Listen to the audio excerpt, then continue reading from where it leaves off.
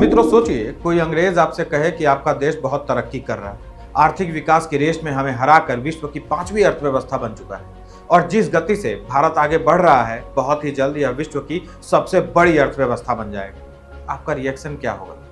मैं बतलाता हूँ क्या होगा। भारतीय कहलाने पर गर्व की अनुभूति होगी, आपका स्वाभिमान बढ़ेगा, आत्मसम्मान बढ़ेगा। ममता बनर्जी इन दिनों लंदन के दौरे पर हैं और अलग अलग कार्यक्रमों में भाग ले रही हैं। एक कार्यक्रम के दौरान ब्रिटिश पत्रकार ने उनसे कहा कि भारत 2060 तक विश्व की नंबर 1 अर्थव्यवस्था बन सकता है, ऐसा उनका अनुमान है। इस पर ममता बनर्जी कहती हैं कि मैं इससे सहमत नहीं। India has already overtaken the UK. We are now the 6th largest economy. India is the 5th largest economy. Soon it will be the 3rd largest economy in the world. By 2060, I predict it will be the number 1 economy in the world. And Who? India as a country. So I will defer that.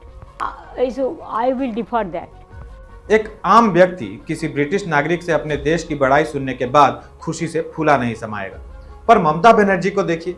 ममता कोई ordinary महिला नहीं है, वो भारत के एक प्रदेश की मुख्यमंत्री हैं। जब उन्होंने ब्रिटिश पत्रकार को टोका तो निजी तौर पर मुझको लगा कि वो यह कहेंगी कि 2060 तक नहीं बल्कि भारत 2050 तक विश्व की सबसे बड़ी अर्थव्यवस्था बन जाएगा, परंतु वो तो मानने को तैयार ही नहीं है।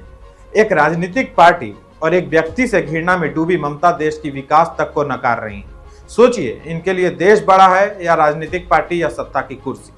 जिसके हृदय में देश को लेकर इतनी नफरत भरी हो, वह मुख्यमंत्री बनी बंगाल चला रही है। इसलिए बंगाल में टीएमसी के गुंडे बेलगाम हैं, इसलिए बंगाल के हिंदू मारे काटे जा रहे हैं। बंगाल धीरे धीरे 90 की दशक का कश्मीर बनता जा रहा है। बंगाल की जनता तय करे उनको कौन सा बंगाल पसंद।